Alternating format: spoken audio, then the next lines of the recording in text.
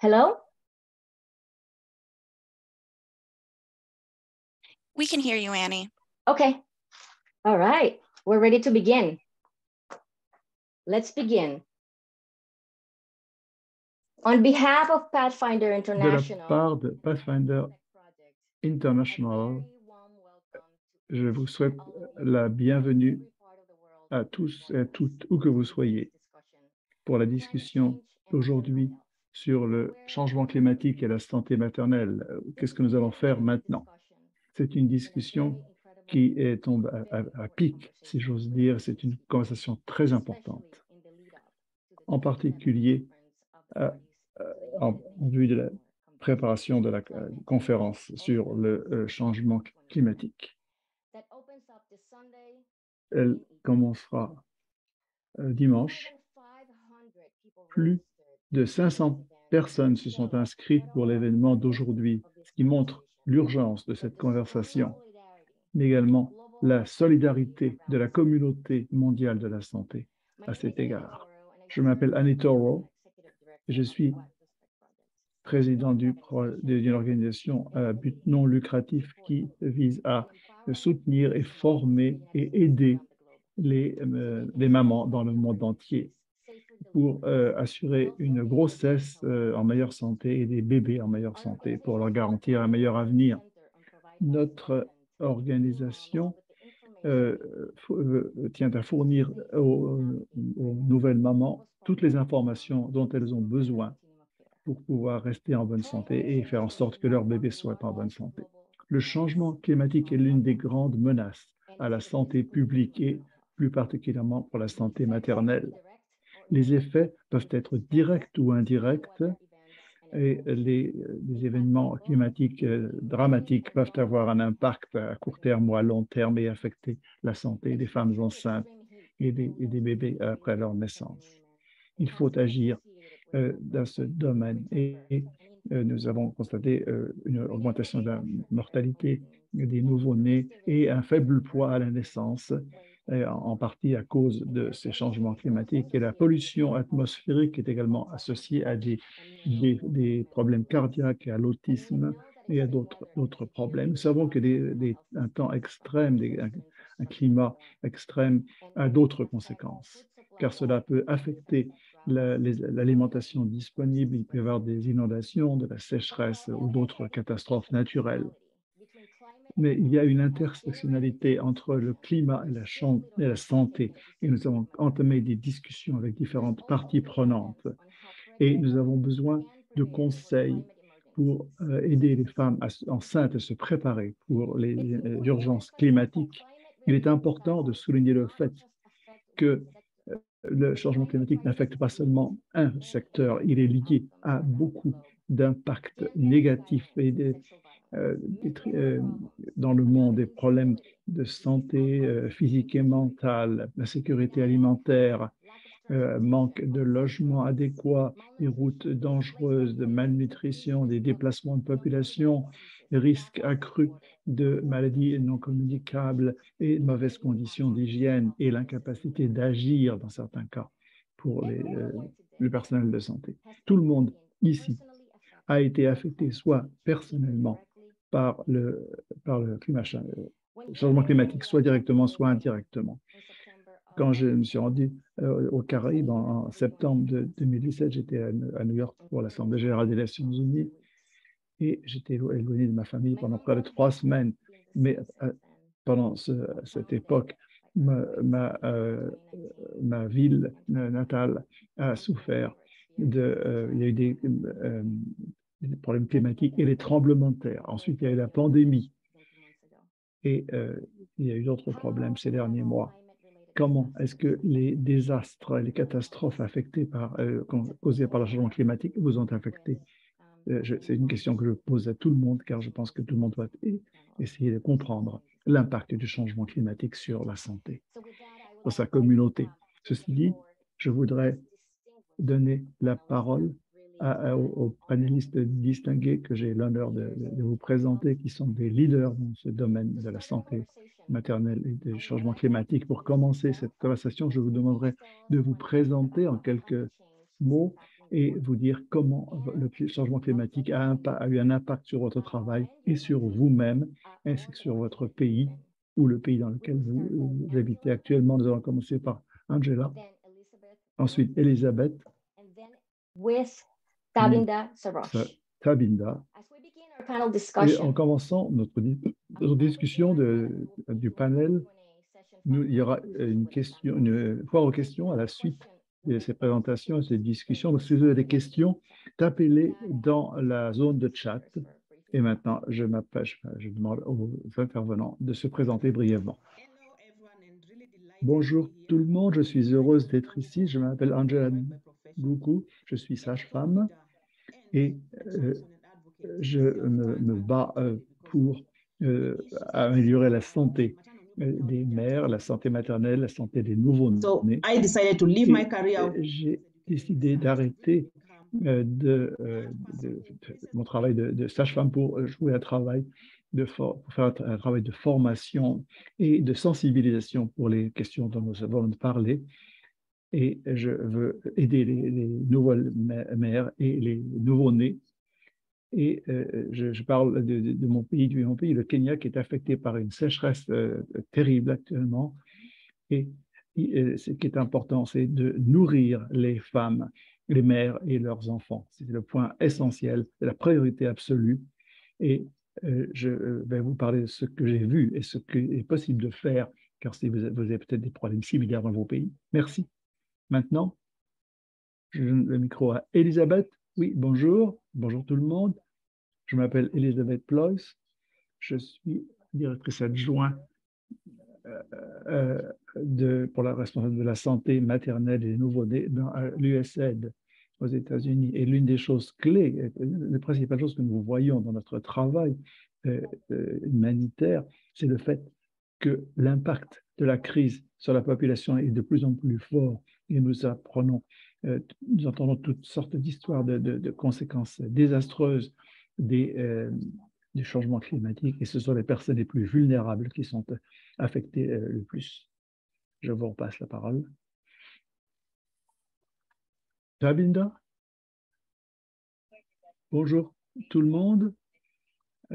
Bonjour, bon après-midi ou bonsoir. Je suis très honoré d'être dans ce panel et de parler des questions de santé maternelle et des droits de reproduction et leur intersection avec le changement climatique. Je m'appelle Tabinda Sarosh, je suis président de Pathfinder pour l'Asie du Sud, le Moyen-Orient et l'Afrique du Nord. Le changement climatique, Pathfinder, nous avons été affectés de différents pays comme le Bangladesh et le Pakistan sont parmi les 10 pays qui ont été le plus affectés par le changement climatique. Je suis basé à Karachi, au Pakistan, et cette année, en conséquence du changement climatique, le Pakistan a été confronté à des inondations considérables. Il a plu 700 fois plus que normalement en un mois. Et il y a des inondations dans des villes telles que depuis Karachi jusqu'à Peshawar dans le nord, et il y a eu des inondations dans les zones rurales entre ces deux villes. Et avec vous tous et vous toutes, je veux trouver des solutions. Merci. Merci beaucoup à vous toutes pour ces remarques liminaires et pour ces présentations rapides. Comme vous pouvez tous le voir, nous avons un groupe exceptionnel d'experts et de panélistes qui pourront vous aider peut-être à comprendre certains des problèmes complexes et de partager des expériences dans différents pays du monde. Et je suis très heureuse de pouvoir travailler avec vous pour soutenir cet effort et d'être associé avec vous pour travailler sur ce problème. Il est clair que sur la base des commentaires que Tabinda vient de mentionner, qu'il y a eu des inondations sans précédent au Pakistan et des conséquences désastreuses sur le plan humanitaire, et les choses que nous avons tous eu besoin de confronter des problèmes. Au Pakistan, la situation est encore pire que dans beaucoup d'autres pays parce que des centaines de centres de santé ont été détruits. Il y a eu des inondations qui ont affecté des dizaines de millions de personnes, mais d'autres pays comme le Nigeria ou d'autres ont subi des inondations également. Et je veux montrer que je suis très reconnaissante à toutes les personnes qui ont travaillé dur pour atténuer les effets de ces inondations dans ces pays. Donc, merci beaucoup, Tamina, pour votre présentation. Et maintenant, je vais entamer la discussion des panélistes et je vais poser des questions très spécifiques à nos panélistes. Et ce sera un style assez décontracté. Nous avons beaucoup de sujets à couvrir, mais très peu de temps. Donc, je vais commencer par Tabinda en posant cette question. Si vous réfléchissez sur les désastres climatiques qui ont eu lieu dans le monde entier en 2022, y compris en conjonction avec la crise de la pandémie de Covid, pouvez-vous faire des commentaires sur l'interruption des services de santé pour la santé maternelle, la santé des nouveau-nés dans notre pays et dans d'autres pays? Et je voudrais que nous en parlions ensuite. Quels sont les effets possibles à long terme sur la santé reproductive? Quelles sont les leçons que nous devons tirer des désastres récents pour être mieux préparés? À vous la parole, Tabinda. Merci beaucoup. Merci beaucoup de nous avoir rappelé que la pandémie est toujours là. Ça a commencé il y a 2 ans. Quand la pandémie a commencé, nous avons vu une cessation de certains services critiques de santé maternelle et des nouveau-nés, mais les problèmes continuent. Et beaucoup des pays dans lesquels nous travaillons ont dû interrompre ces services et n'ont pas été en mesure d'atteindre une partie importante de la population. Et il faut tenir compte de cela, car beaucoup de personnes n'ont pas accès à des services de santé. En plus de cela, nous avons vu des désastres causés par le changement climatique dans de nombreux pays, ce qui a accru les problèmes et rendu le système de santé dans beaucoup de pays encore moins performant. Et ce qui ressort de tout cela, c'est qu'il faut accepter le fait que ces problèmes vont continuer à exister. Il ne faut pas attendre que la prochaine crise, les perturbations vont continuer et il faut vivre avec. Et il faut trouver des solutions ensemble. Nous avons vu que plus de 30 millions de personnes ont été affectées par les inondations au Pakistan. Et 650 000 personnes enceintes, femmes enceintes, ont beaucoup souffert. Et beaucoup de gens qui devaient accoucher au mois de septembre n'ont pas pu bénéficier des services par les sages-femmes. Et parce qu'il n'y avait pas accès aux services de santé. Et les soins aux nouveau-nés ont été un gros problème parce qu'il n'y avait pas d'accès aux services, des services qui étaient vraiment indispensables. Et tous ces services ont été interrompus à cause des inondations. Selon une estimation, entre 1500 et 2000 centres de santé ont été endommagés. Dans des pays comme le Bangladesh, c'est un problème courant, mais l'intensité des problèmes est de plus en plus importante. À peu près 50% des accouchements au Bangladesh ont lieu à domicile, pas dans les maternités. Et souvent, il est difficile pour les femmes d'obtenir les services de santé nécessaires. Et il y a aussi un manque, une pénurie de produits de santé et d'hygiène. Et il y a donc des risques accrus qui se combinent aux autres problèmes tels que la violence sexiste qui se poursuit dans ces pays. Et beaucoup de femmes et de filles n'ont pas de protection et n'ont pas accès à des abris pour trouver une protection. Pathfinder travaille à la fois au Pakistan et à Bangladesh et nous avons fourni du soutien aux femmes et aux enfants par une approche multisectorielle en analysant les besoins sur le terrain et en agissant en conséquence. Actuellement, notre équipe est en Égypte pour se préparer pour la conférence 2020, l'objectif à l'horizon 2027, et nous travaillons avec le gouvernement pour construire d'autres cliniques pour assurer plus de résilience, pour faire face aux problèmes, aux conséquences du changement climatique, pour aider les femmes et les filles et les garçons et pour être sûr que les services sont continus. Merci beaucoup.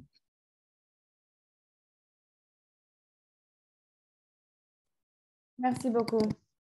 Merci d'avoir mis des mots sur tout ce que cela signifie et je crois que même simplement avoir des amis dans ce pays, ou même si on réfléchit à toutes les coïncidences de la vie, tous les jours, rien ne peut nous promettre que nous sommes nés au bon endroit, que nous sommes là au bon endroit, et que les approches que nous adoptons vont nous sauver. Ça pourrait être nous, ça pourrait être nos sœurs, notre enfant. C'est terrible. Nous apprécions vraiment le travail que vous faites. Et les activités et ce sur quoi vous vous concentrez, cela a beaucoup de sens pour nous. Et comment vous vous assurez que les femmes ont des abris, qu'elles sont prises en charge, qu'on s'occupe d'elles, et que toutes ces questions, tous ces problèmes sont entre de bonnes mains, que vous avez les clés pour répondre à leurs besoins, pour essayer d'y répondre en tout cas. Et je crois que je peux parler au nom de tous dans le cadre de cette discussion, mais aussi dans toutes les personnes qui participent à ces activités, à ces interventions, dans cet effort de la communauté. Je vous remercie au nom de tous. Merci beaucoup. Je vais maintenant donner la parole à Elisabeth. Je voudrais vous demander quelles sont les recommandations clés d'après votre travail qui encourageraient les communautés et les systèmes de santé pour travailler dans une approche multisectorielle afin de renforcer la planification. Oui, bien sûr. Merci beaucoup. C'est vrai que nous avons appris les impacts dévastateurs de ce qui s'est passé au Pakistan, et en particulier pour les femmes et les filles. Et la situation est vraiment critique. Ce qui est essentiel également, c'est que nous avons constaté que la collaboration multisectorielle est en place. Et ce qu'il faut voir, c'est que cela fait environ 20 ans que les désastres pour la santé maternelle et infantile ont doublé. Les températures continuent d'augmenter et l'impact est dramatique. La vie des gens est impactée, et de beaucoup de gens est impactée. Et l'initiative du président est tout à fait, est d'autant plus importante parce que l'interprète s'excuse, mais le son est extrêmement mauvais. L'expertise des États-Unis a été sollicitée pour soutenir les communautés qui sont dans le besoin afin d'adapter, de s'adapter, de trouver des approches pour s'adapter et réagir au changement climatique, et de voir quelles mesures on pouvait prendre pour atténuer les conséquences. Je vais vous donner un exemple. Un tiers de la population mondiale n'a pas accès aux connaissances nécessaires pour prendre des décisions informées pour lutter contre le changement climatique. Donc, nous travaillons avec des partenaires de la communauté mondiale pour... L'interprète s'excuse, mais le son est extrêmement mauvais. Donc, parmi les initiatives que nous mettons en place, l'idée, c'est d'essayer d'avoir des informations aussi précises que possible pour mettre en place des interventions pertinentes. Et je sais que ce sont des données que nous essayons de récolter au sein des communautés, qui sont ensuite traitées par des spécialistes qui analysent les données afin de mieux répondre aux besoins de la communauté, afin de traduire ces données en action et en intervention. Et bien sûr, pour aider, entre autres, en particulier les femmes enceintes et les jeunes filles qui ont besoin. Oui, merci. C'était fantastique ce que vous avez dit. Je suis très contente, Elisabeth, de vous entendre parler de cette approche très complète pour aborder ces problèmes et pour apporter des solutions. Je suis ravie d'avoir entendu votre point de vue, d'entendre toutes ces activités qui sont en cours, tous les efforts que vous mettez en place. nous bénéficions du leadership, de votre leadership et du leadership de l'USAID. Je crois que l'expérience des organismes comme l'USAID est très intéressante parce que cela inspire les autres personnes comme nous, les activistes et travailleurs de ces organismes et d'autres initiatives, ce sont des exemples pour nous parce que nous aimerions aller aussi loin que vous et cela nous inspire d'aller voir les communautés qui ont le plus besoin et de leur venir en aide. C'est formidable. Et quand on voit l'engagement de la communauté mondiale et comment les connexions se tissent entre les gens pour se venir en aide, c'est formidable. Merci beaucoup pour votre retour d'expérience. Alors maintenant, je vais redonner la parole à Angela. Et si vous pouviez nous expliquer, nous partager avec nous des meilleures pratiques peut-être, des exemples qui illustrent bien les besoins des femmes, les besoins, la nécessité d'avoir du leadership pour faire face au changement climatique. Oui, merci. Merci Annie. Alors, quelque chose qui est que j'ai très à cœur, effectivement. Les questions dont nous parlons au sujet du changement climatique qui sont liées à la santé maternelle, en fait, c'est triste parce que nous sommes tous touchés et tout le monde est touché par le changement climatique. Mais il y a ceux qui sont vraiment dans le processus de décision, de prise de décision, et qu'on en soit d'accord ou pas, malheureusement, les personnes les plus concernées sont les personnes les moins consultées. Je suis désolée de dire ça, mais je parle d'après mon expérience. On demande rarement leur avis aux enfants et aux femmes enceintes, ce qu'elles pensent des décisions politiques. Et pourtant, c'est elles qui sont concernées. Je vais vous donner un exemple. Il y a quelques années, il y avait, quand je suis allée, je me suis rendu compte que rien que l'aspect qualité, l'aspect qualité pour les femmes et les enfants, c'était même pas important dans la décision de politique. Et ça, c'est important parce que c'est elle qui sait. La femme enceinte, c'est elle qui sait quelles attentes elle a en termes d'hygiène, en termes de qualité des soins. Et moi, je le dis à tout le monde, ce sont les personnes qui ont les besoins à qui il faut demander. C'est les personnes qui sont sur le terrain, qui ont l'expérience. C'est à elles qu'il faut demander quelles décisions il faut prendre pour organiser les politiques et faire changer les choses. Et dans le contexte de la pandémie de Covid, ça a été encore pire parce qu'il y a eu, et même avec l'inondation aujourd'hui au Pakistan, et dans tous les problèmes qui se passent et qui sont liés au changement climatique, il y a des choses qui doivent être mises en place et celles qui sont les personnes les principalement intéressées sont les femmes enceintes et les femmes qui mettent au monde leurs enfants. Et on ne leur demande même pas leur avis. On leur donne une plateforme et il y a des personnes qui prennent les décisions qui étaient choquées parce qu'ils disent « Ah, mais oui, mais on met des plateformes à leur disposition pour qu'ils nous donnent leurs commentaires. » L'interprétation, le son a coupé. Non. Ce sont les personnes qui sont affectées qui doivent avoir leur mot à dire. Mais revenons au changement climatique. Les femmes et les bébés sont les plus affectés par les catastrophes naturelles. Et dans les rapports, on voit que les ressources ne sont même pas allouées assez à la maternité, à la santé maternelle et à la santé infantile. Mais il y a quelque chose qui manque dans ces données. Ce sont les femmes et les hommes, les femmes et les jeunes filles qui sont les plus affectées. Et pourtant, ce n'est pas elles qui ont les ressources. Il y a un problème ici, je ne comprends pas. On ne peut pas parler du changement climatique si on ne parle pas des femmes et des filles. C'est elles qui sont les plus affectées, c'est elles qui ont le plus de besoins. Et on ne les écoute pas, on ne met pas de solution en place. Moi, j'ai vu à Fusako, par exemple, là où j'ai travaillé, j'ai vu, j'étais en tant que je faisais des recherches sur place, et j'ai vu qu'il n'y avait pas de solution à apporter à ces problèmes.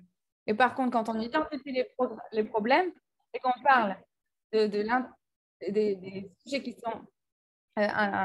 sont liés à la santé maternelle, à la santé infantile et au changement climatique, c'est là que quand on s'assoit avec les personnes concernées et qu'on en discute, c'est là qu'on peut apporter des solutions. Et c'était juste des questions simples qu'elles avaient. les mamans, les futures mamans et les mamans qui venaient de mettre au monde, elles avaient des besoins simples, des questions simples. Le gouvernement, ils n'entendent pas. Je suis désolée de dire ça, mais parce qu'il y a peu de femmes au gouvernement qui le représentent. Les hommes qui prennent les décisions n'ont pas, ils ne comprennent pas simplement la situation de ces femmes qui ont des besoins très spécifiques. Et c'est elles qui doivent décider, c'est elles qui doivent orienter le processus de prise de décision. C'est pas normal. C'est pas normal que nous, on continue de faire des réunions pour parler des personnes qui ont des problèmes et que rien ne se passe au niveau des décisions politiques. Si vous êtes une femme qui vit en Afrique, qui est née en Afrique, en fait, je me rends compte que quand vous êtes une femme qui est née en Afrique, tout est plus compliqué. Et c'est la société qui fait que tout est bloqué également parce qu'elles n'ont pas de droit, elles n'ont pas de pouvoir, elles n'ont pas de voix. Il n'y a personne qui les entend, elles ne sont pas représentées. Et moi, je suis là, nous travaillons aujourd'hui pour leur donner une voix, pour leur donner du pouvoir. Et il faut décider ce qu'il faut faire. C'est important de faire ce qu'il faut pour ces femmes qui ont des besoins et qu'on n'écoute pas. Et tant qu'on ne fait pas ça, la situation va rester la même. Et on devient complètement fou, on tourne en rond, il ne se passe rien. Les problèmes sont les mêmes et il ne se passe rien. Merci beaucoup pour votre attention. Wow, wow, merci pour cette intervention. C'est extrêmement intéressant ce que vous avez dit. Je ne trouve pas les mots. On ressent exactement ce que vous voulez dire et effectivement, chaque personne qui écoute ce que vous dites a certainement le même sentiment. J'admire votre engagement, j'admire votre passion. Et comment vous traduisez le travail que vous avez fait comment vous arrivez à traduire cela dans une perspective de qu'est-ce qu'il faut réussir à faire? Vous voyez, pour qu'on voit votre engagement, votre volonté d'agir, parce que c'est très intéressant.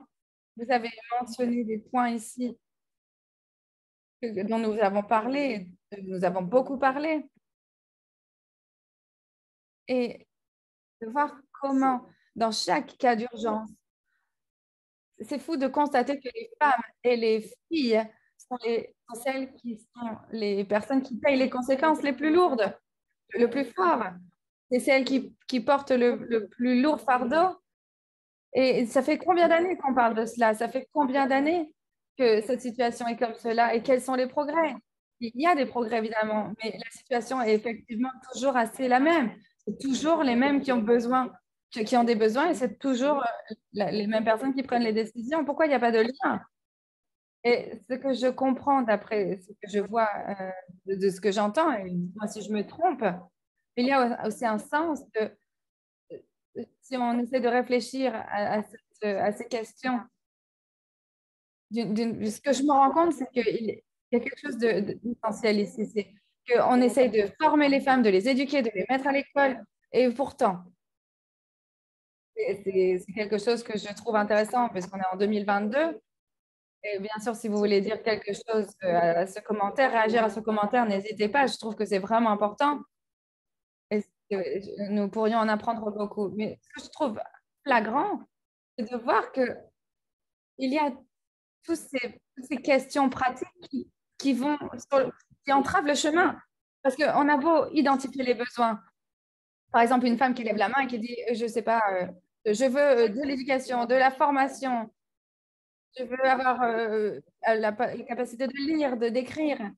Et puis en même temps, il faut que ce soit elle qui marche toute la journée pour avoir accès à l'eau.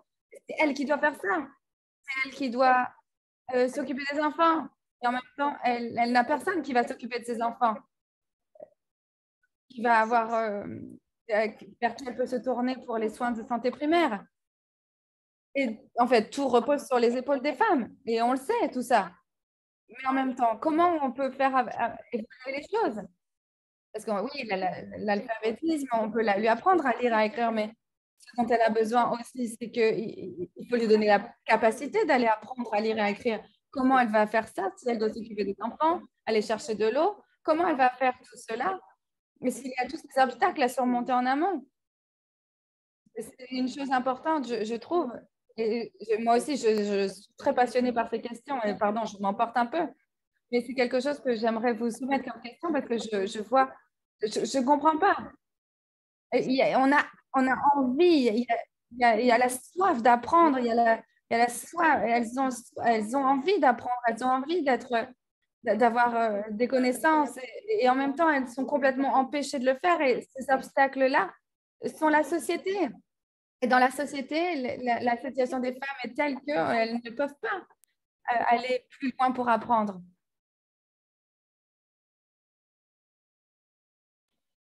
Merci beaucoup.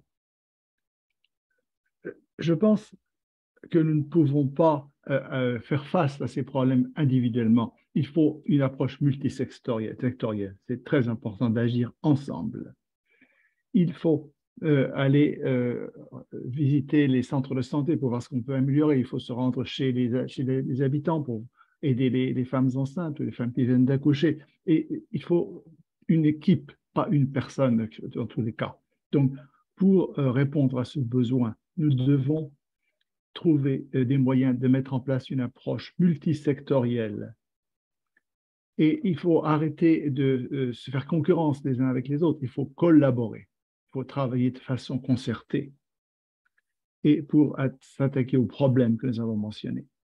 Parce que nous avons tous notre façon de travailler, nous pensons que nous faisons la chose mieux que les autres, mais il faut arrêter d'avoir cette attitude. Il faut collaborer pour répondre aux besoins, car nous avons tous un objectif commun. Nous devons travailler ensemble et adopter une approche intersectorielle qui nous permet d'agir ensemble. Alors, il faut lutter contre Covid, en plus des autres problèmes, les changements climatiques et d'autres. Et donc, nous avons besoin de concertation, car cela a des conséquences sur le plan économique, sur le plan social. Nous devons agir tous ensemble. Le changement climatique s'ajoute aux autres problèmes. Il faut les attaquer ensemble. Donc, la santé maternelle et le changement climatique doivent être traités ensemble pour voir les conséquences, l'impact de l'un sur l'autre. Et il faut voir qu'est-ce que nous faisons qui ne va pas, qui n'est pas suffisant. Nous avons investi beaucoup d'argent dans ces problèmes, des fois ce n'est pas suffisant. Donc il faut pouvoir nous demander ensemble comment est-ce qu'on peut utiliser l'argent, les ressources de façon optimale pour produire un impact positif. Je pense toujours qu'il faut faire plus. Nous avons de l'argent et des ressources, mais il faut les distribuer de façon efficace. C'est très important, car nous allons dépenser beaucoup d'argent peut-être pour des choses qui ne nécessitent pas de tels investissements. Donc, il faut agir ensemble pour que les femmes que nous ciblons en bénéficient. Et il faut se mettre de leur point de vue, il faut penser à leur point de vue et ce qui doit être fait en priorité. Et donc, agir avec nos collègues, nos partenaires pour produire un impact. Et après avoir identifié les problèmes, car sinon, c'est les femmes dans le monde entier qui en souffriront. Je vous repasse la parole. J'apprécie beaucoup votre contribution. Merci beaucoup d'avoir répondu à cette question et d'avoir approfondi le problème et de montrer ce qu'il faut faire. Je sais que je ne suis pas la seule personne ici, mais parlons de tout le monde pour dire à quel point c'est important ce que vous venez de dire, qu'il faut travailler ensemble, il faut collaborer pour que tout le monde bénéficie. Et nous sommes tous des partenaires de toutes les personnes qui sont ici présentes au webinaire comprennent cela, j'en suis sûr. Merci donc beaucoup pour votre contribution qui montre le besoin d'un engagement collectif, d'un engagement commun pour nous attaquer à ces problèmes. Cette collaboration est extrêmement importante pour parvenir à notre objectif. Je vais maintenant passer la parole à où j'en suis un instant. Angela maintenant? Non? Tamida. Tamida. En termes des opportunités, des opportunités permanentes ou continuelles en liaison avec la crise climatique, à la suite de la question précédente que j'ai posée, mais j'aurais vous demander de parler d'une approche un peu différente, peut-être votre approche. Quelles sont les opportunités qu'est-ce que les crises actuelles, notamment avec le changement climatique, fournissent, que nous pouvons saisir pour nous aider à intégrer la santé maternelle et infantile à la réponse au changement climatique en tenant compte des rôles multiples que les femmes jouent dans le monde. On a peut-être déjà posé cette question et j'ai eu certaines réponses partielles, mais je ne t'ai pas encore posé cette question de façon aussi complète. Merci, Annie. Oui, c'est la bonne question au bon moment. Très bien, merci. Je suis tellement passionné des fois que j'oublie un peu ce que je fais, mais car, ce qui se passe quand nous sommes passionnés par ce que nous faisons. Donc, merci et désolé d'avoir été un peu hésitante sur cette question. Tabitha, allez-y. Merci beaucoup pour votre passion. Je pense que la passion est quelque chose qui est important. Et Angela, merci aussi d'avoir parlé des questions de genre et d'équité entre les genres qui sont liés aux autres problèmes qui vont se poser dans le cadre du changement climatique. Il faut agir dans ces domaines également. Et nous avons déjà vu les répercussions du changement climatique. Elisabeth, vous vous souvenez, nous avions parlé des problèmes au Botswana qui montraient certains problèmes. Il y a déjà plus de 15 ans que nous étudions les problèmes de santé de la population. Nous avons vu les problèmes qui s'accumulaient sur un pays des problèmes tels que les conséquences de le changement climatique exacerbent des problèmes existants. Et de plus en plus, à l'avenir, ce sera important que le leadership féminin joue un rôle plus important, se fasse mieux entendre. Il y a aussi des choses qui sont très décourageantes. Les statistiques sont assez inquiétantes car on voit un déclin du recours aux services de santé parce qu'il y a souvent un problème d'accès en raison de la détérioration du système de santé dans certains pays à cause du changement climatique. Et cela ne permet pas de produire des indicateurs de santé appropriés, mais ce que nous avons montre qu'il y a un déclin dans les progrès que nous avions accomplis jusqu'à présent. Donc, il y a un déclin dans le niveau des services fournis, l'accès aux services est plus difficile, mais les femmes ont de plus en plus besoin de ces services maintenant, à l'avenir. Et il y a une insécurité dans le domaine de l'accès aux ressources, notamment pour assurer la santé des enfants. Et nous savons que les conditions de santé extrêmes affectent la grossesse et la santé de la mère et de l'enfant.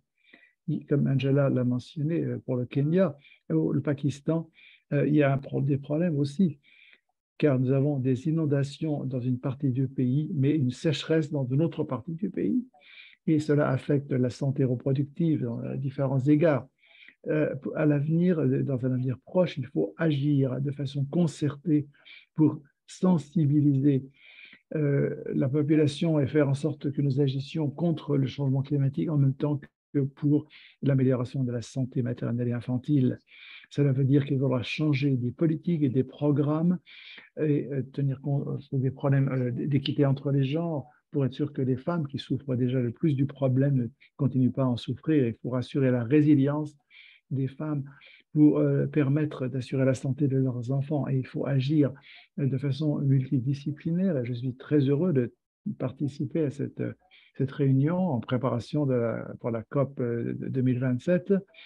Il faut que nous agions, il faut que nous soyons sûrs que les pays apprennent à investir dans des endroits importants en tenant compte du changement climatique et les parties prenantes doivent tenir compte de cela. Il faut leur rappeler constamment pour faire en sorte que nous puissions atteindre les populations les plus vulnérables, les plus marginalisées, malgré les problèmes causés par les changements climatiques. Merci. Oui, il y a tellement de choses importantes dans ce que vous avez dit. Et ça fait suite aux commentaires d'Angela. Et il faut que les femmes, que le leadership des femmes se fasse entendre sa voix davantage. Il faut sensibiliser les parties prenantes pour agir de façon appropriée, notamment à la lumière de la pandémie. Et nous avons tendance à oublier d'autres problèmes parce qu'on s'attaque à différentes urgences qui changent de jour en jour et de pays à pays. Et nous avons des statistiques, des chiffres qui sont effrayants, qui montrent ce qui se passe. Nous avons eu, je ne sais pas combien, peut-être eu 7000 désastres dans cette année, mais d'ici quelques années, en 2030, ça veut dire qu'il y aura un désastre par jour pratiquement. Donc, ça va être de pire en pire. Et c'est quelque chose ce qui se passe actuellement est tellement difficile à comprendre parce que c'est tellement horrible que nous ne savons pas quoi faire souvent. Mais il faut savoir d'où nous venons. Et nous venons d'un système qui suffoque parce qu'il y a tellement de problèmes à traiter en même temps. Et il faut donc coordonner la réponse à cause de la pandémie, de la sécheresse, d'autres problèmes, de crises qui durent dans beaucoup de pays du monde. Et ensuite, il y a eu la pandémie qui a compliqué les choses, et cela est compliqué par le changement climatique. Il faut en faire prendre conscience. Nous ne pouvons pas séparer ces problèmes parce que nous devons continuer à agir ensemble. Et il est important de tenir compte du déplacement des populations, du fait que les femmes n'ont pas accès aux services de base, pas d'accès à la planification familiale pour gérer les grossesses. Les femmes ne peuvent pas emmener leurs enfants dans les centres de santé se faire vacciner, par exemple, n'ont pas accès à des services de santé de base quand elles sont enceintes. Qu'est-ce que ça veut dire? Quelles sont les conséquences pour elles? Et je pense que ce que vous avez dit est tellement vrai, c'est incroyable, mais c'est vrai, il faut faire quelque chose, il faut agir ensemble, il faut montrer, sensibiliser aux besoins, et il ne faut pas oublier que des populations vulnérables sont encore plus affectées que les autres par les inondations, la sécheresse. Il faut donc intégrer les services, intégrer les plans d'action, les politiques, il faut travailler ensemble. Nous ne pouvons pas séparer la façon dont nous travaillons. Il ne faut pas travailler dans un silo, il faut travailler ensemble. Et ça fait longtemps que je me bats pour ça, pour intégrer nos services. Nous ne sommes pas en concurrence les uns avec les autres. Nous devons travailler ensemble. Il ne faut pas travailler en isolation parce que nous ne sommes pas seulement une personne ou un service qui est concerné par les problèmes de sécurité alimentaire ou d'inondation ou autre. Non, nous avons besoin de tenir compte des besoins de notre famille également. Et nous savons bien que notre famille, aussi bien que notre pays, a besoin de services multidisciplinaires, multifonctionnels. Et le changement climatique rend les choses encore pires. Et c'est encore plus important d'investir et de financer les systèmes de santé en tenant compte de tous les défis que nous devons relever au niveau mondial, mais nous pouvons agir au niveau local. Et c'est important de parler toujours des besoins, de faire entendre notre voix par les leaders, dans nos pays respectifs pour qu'ils s'engagent dans la conférence COP27. Et merci encore, Tabinda, pour ces commentaires très importants. Je vais maintenant passer la parole à nouveau à Angela.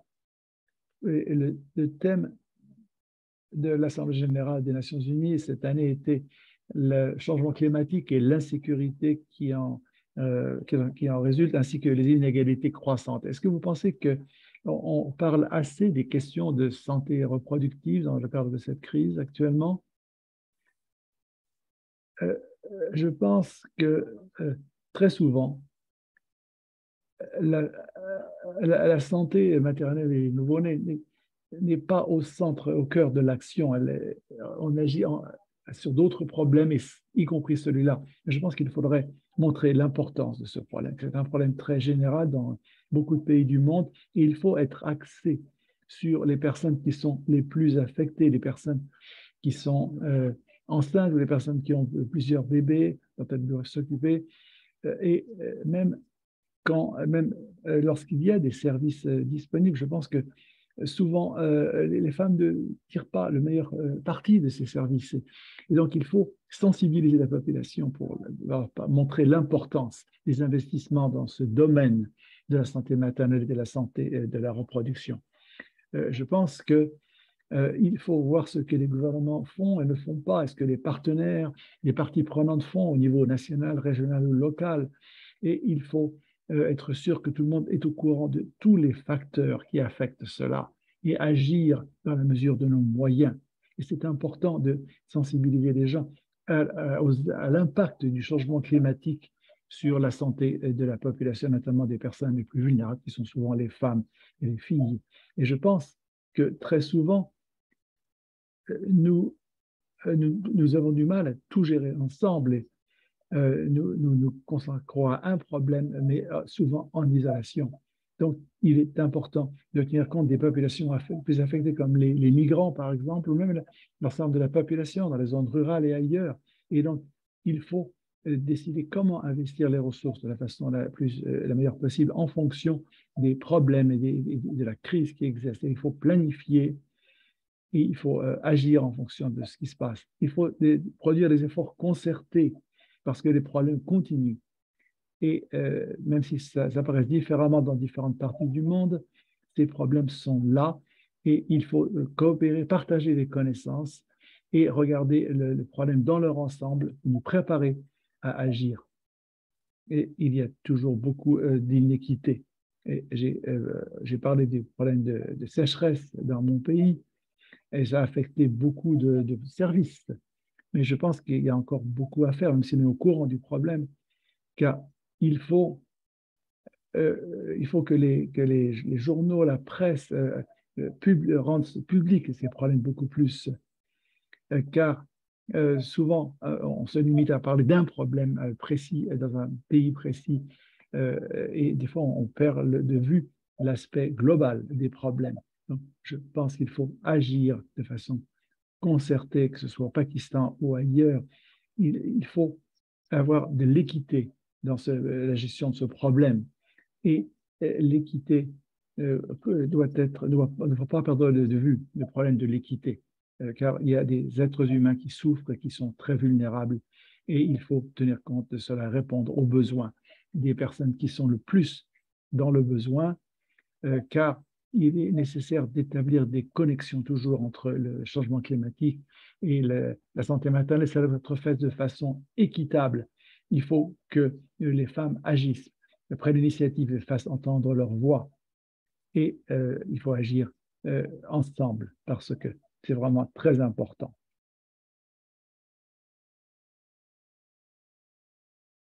Excellent.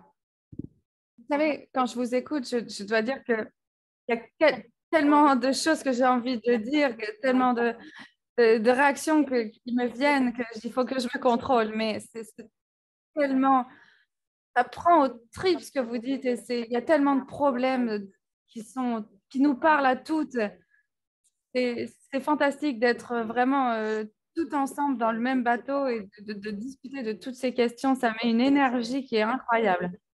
Tout ce que vous avez mentionné ici, moi, ça résonne vraiment, ça fait écho dans tout ce que je pense parce que il faut effectivement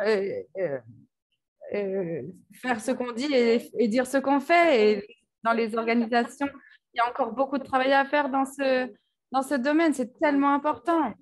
Donc, merci de remettre les points sur les i et malheureusement, bon, on n'a pas le temps de développer tous ces points, mais il faut donc recentrer le débat, malheureusement. Mais comment gérer les conséquences et les impacts à long terme et à court terme qui sont liés au changement climatique?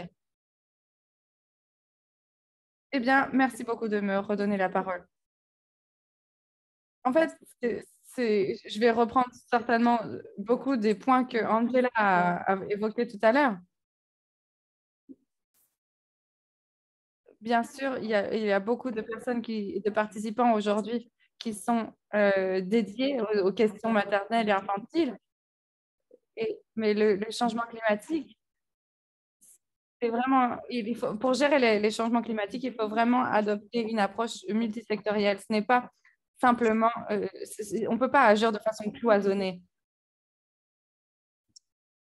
Et il faut amplifier nos voix, amplifier les voix de chaque groupe qui est impliqué dans ces questions. Et c'est en discutant ensemble, c'est en mettant toutes ces voix ensemble qu'on va pouvoir attirer l'attention des parties prenantes et qu'on va pouvoir prendre les bonnes décisions.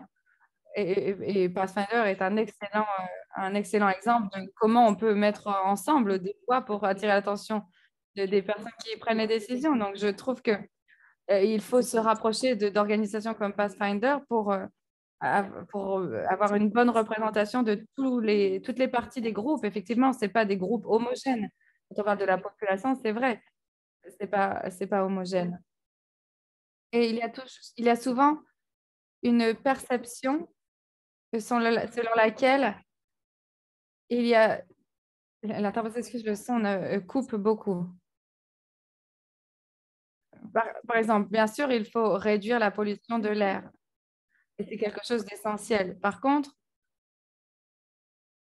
à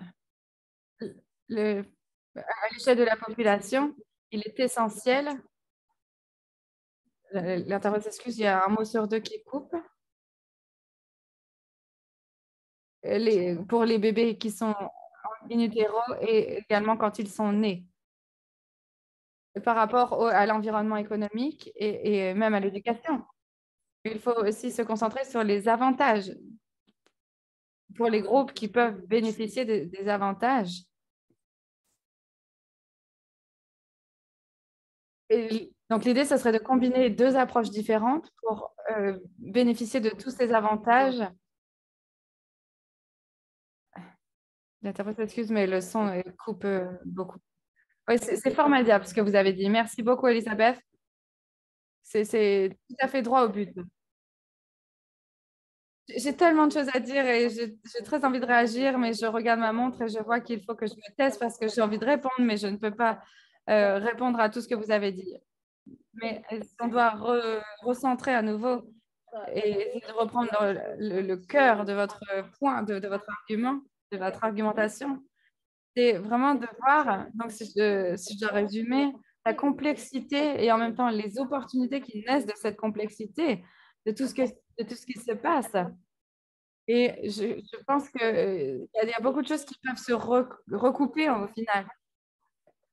Le fait que les groupes de la population, et notamment les femmes, n'ont pas pas de voix, qu'elles ne sont pas entendues.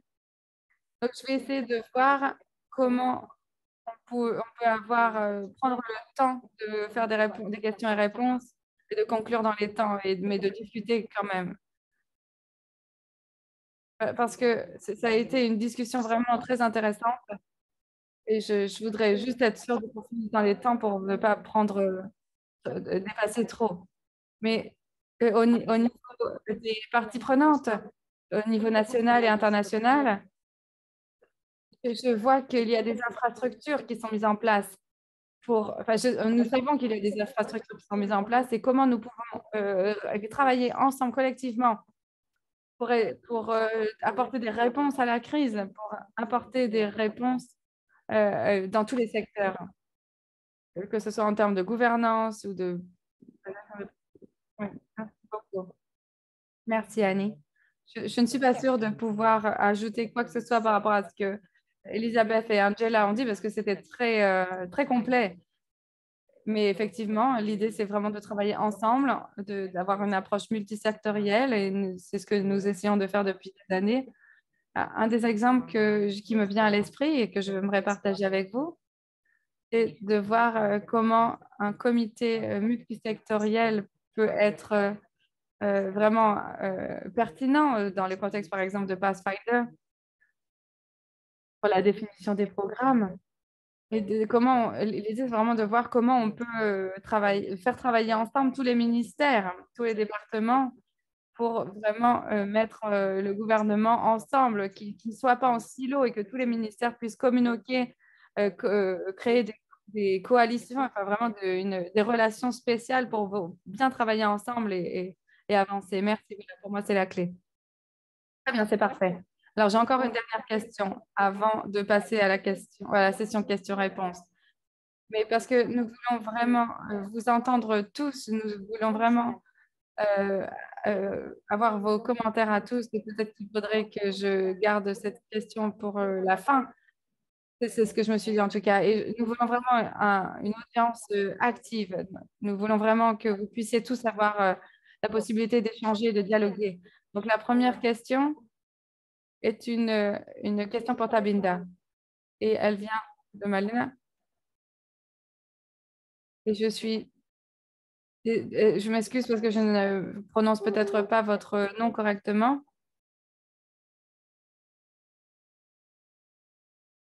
Qu'est-ce que vous incluez dans les cliniques vertes exactement? Merci beaucoup. Merci beaucoup. Donc, c'est un concept qui a été développé en Égypte et qui est écologique. Donc, ce sont des pratiques qui sont adoptées dans le système de santé lui-même et qui sont écologiques, qui ne portent pas préjudice à l'environnement et qui sont gérées, par exemple, pour les matières premières, les équipements, toutes ces décisions qui sont prises de façon à ne pas nuire à l'environnement. Et ce sont nous devons former les travailleurs de santé à toutes ces nouvelles façons de travailler, mais également nous devons les sensibiliser aux effets du changement climatique et comment les préparer pour vraiment lutter contre l'impact du changement climatique en termes de sécurité, l'accès à l'eau potable. Et c'est quelque chose que je voulais ajouter simplement. J'ai vu un commentaire dans le chat sur la santé maternelle et il y a des études qui nous montrent, des recherches qui nous montrent que il y a des risques d'accouchement avant terme qui sont fortement liés au changement climatique. Et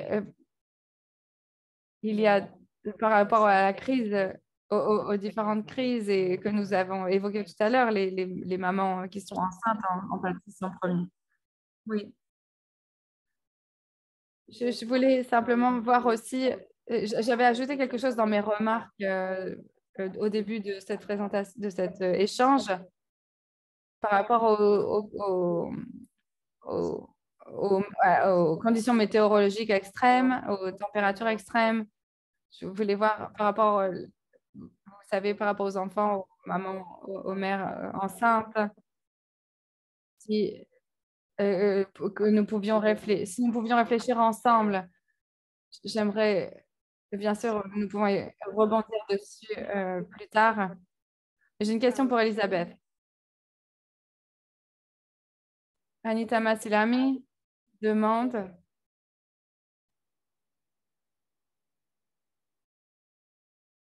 j'aimerais en savoir plus sur les avertissements, les systèmes d'avertissement. C'est une très bonne question. C'est un peu compliqué de répondre rapidement parce qu'il y a beaucoup de facettes et d'étapes qui sont impliquées. Et bien sûr, cela dépend des données que nous pouvons recueillir et nous n'avons pas toujours les données nécessaires. Mais nous travaillons, la façon dont nous travaillons, c'est que nous collectons des données et que nous recevons. Attends, excuse, le son est extrêmement mauvais. Et donc, l'idée, c'est de vraiment travailler sur la préparation aux catastrophes naturelles dans des centres qui peuvent abriter les personnes dans le besoin en cas de catastrophe naturelle. Mais par rapport à un problème comme la chaleur extrême, quelle température,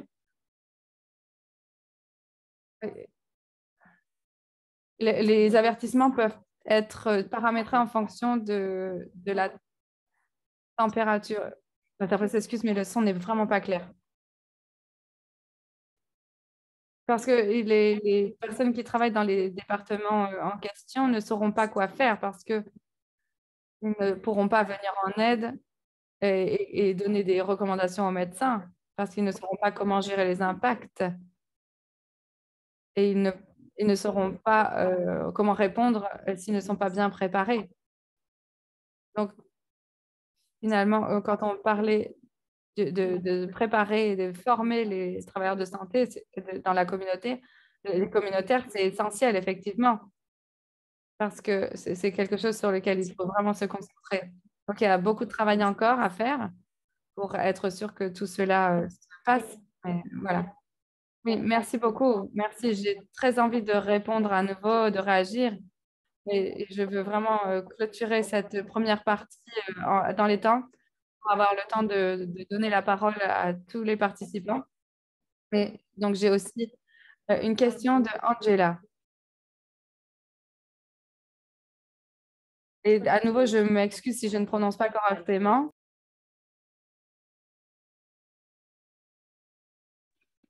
Est-ce qu'il y a eu des conversations en cours qui nous permettent de trouver des solutions pour réduire les effets du changement climatique et quel est l'impact environnemental sur le secteur de la santé et quelles sont les choses concrètes que nous pourrions faire pour nous attaquer à ce problème? Angela, je vous repasse la parole. C'est une très bonne question. Je pense que tout le monde contribue au changement climatique, y compris le secteur de la santé. Et il est clair que nous devons devons agir. Nous devons nous assurer que nous réduisons notre empreinte carbone dans tous les secteurs, car nous contribuons tous au changement climatique, et cela est très net dans certains pays, encore plus que d'autres. Et il s'agit des établissements de santé, d'autres actions que nous entreprenons qui contribuent au problème. Donc, il faut réduire l'effet négatif de nos activités. Il faut donc agir en tenant compte de cela. Je pense qu'il faut comprendre ce que nous faisons et les effets de ce que nous faisons, car nous ne faisons pas que des choses positives et utiles. Il y a des effets négatifs dans ce que nous faisons. Il faut donc gérer les ressources de façon appropriée pour pouvoir contribuer à la lutte contre le changement climatique et ne pas l'aggraver nous-mêmes. Et les communautés ont confiance en nous, et il faut donc leur ouvrir la voie. Et c'est important d'agir dans ce domaine. Quelle est notre contribution positive, quelle est notre contribution négative? Et il faut voir quelles sont les personnes qui sont affectées par ce que nous faisons, car tout le monde doit pouvoir jouer un rôle positif pour continuer à lutter contre le changement climatique. Nous avons tous un rôle à jouer. Nous avons tous, il y a un enjeu qui s'adresse à nous tous. Et c'est vraiment une déclaration, une conclusion fantastique pour cette réunion. Je vais ajouter quelque chose très rapidement parce que nous avons atteint la limite du temps qui nous est imparti. Mais je pense que je n'arrive pas à trouver les mots. C'est rare pour moi que je ne trouve pas les mots, mais j'ai été tellement inspiré et passionné. Et je suis vraiment impatient de travailler avec vous toutes pour toutes les personnes qui ont participé et même des personnes qui n'ont pas pu être présentes aujourd'hui. Je pense que c'est le début d'une conversation qui est urgente. Et je pense que les questions qui ont été soulevées lors de cette réunion sont tellement importantes et tellement axées sur ce qui est important qu'il faut maintenant continuer cette conversation sur ces points critiques, car il s'agit de commentaires des personnes qui font le travail sur le terrain, qui se rendent compte de la situation dans le contexte de leur propre pays. Et nous devons continuer à poser la question de savoir comment nous pouvons agir ensemble, quels sont les besoins et comment faire en sorte que nous utilisons des ressources pour agir maintenant. Et je vais dire, pour conclure, quelques mots avant parce que nous avons dépassé déjà la limite du temps qui nous est imparti. Et voici ce que je veux essayer de faire. Et je vais essayer de le faire rapidement. Nous ne pourrons pas réduire les effets du changement climatique. Et nous ne pouvons pas faire des choix dans les conditions actuelles si nous n'agissons pas avec des plans concertés entre les différentes parties prenantes pour nous attaquer aux effets du changement climatique sur la santé maternelle qui affecte toute la santé des enfants et donc des futurs adultes. Il faut une ossature résiliente de nos actions. Les gouvernements doivent s'engager et comprendre que les risques pour la santé maternelle sont énormes et que les besoins de la population qu'on en tient compte lorsqu'on parle du changement climatique et en élaborant des plans d'adaptation. Le changement climatique n'affecte pas seulement un secteur, il affecte tous les secteurs et il faut agir ensemble, il faut faire appel aux parties prenantes dans ces différents secteurs pour améliorer la résilience de la société C'est extrêmement important. Et les experts en santé maternelle et les experts en changement climatique doivent se concerter, doivent s'asseoir à une table ensemble et discuter ce qu'ils peuvent faire ensemble, être axés sur la population, car le changement climatique n'est pas un concept abstrait. Il affecte tout le monde, directement ou indirectement. Et ça nous affecte immédiatement. Nous devons comprendre ce sens d'urgence. Ce n'est pas une option. Ce que nous ne comprenons pas, nous ne pourrons pas changer. Et pour terminer, je voudrais remercier les membres du panel pour le temps et le travail, leur contribution à ces discussions extrêmement importantes. Je suis vraiment impressionné par tout ce qui a été dit aujourd'hui. Je tiens à vous remercier tous et toutes pour votre intérêt, pour vos questions et votre plaidoyer de façon à faire en sorte que la santé maternelle devienne une priorité malgré ce contexte du changement climatique. Et en termes personnels, je veux remercier Eladia Aaron-Coy et Claire Lottie pour avoir organisé cet événement, car sans elles, nous n'aurions pas pu faire cela. Ceci étant dit, je vais prononcer la clôture de cette réunion avec quelques minutes de retard, mais c'était pour des bonnes raisons. Et je vous suis reconnaissante à toutes et à tous pour vos contributions. Merci pour votre travail et nous continuerons à vous tenir au courant, vous envoyer des informations sur le travail que nous faisons actuellement et nous allons continuer à travailler ensemble. Ne gaspillons pas de temps, il faut agir dès maintenant. Chaque seconde veut dire qu'il y a une nouvelle vie perdue et il ne faut pas permettre cela. Il faut agir maintenant. Merci à tous et à toutes pour votre travail et par avoir participé à cette discussion si importante. Merci. Merci à tous. Merci.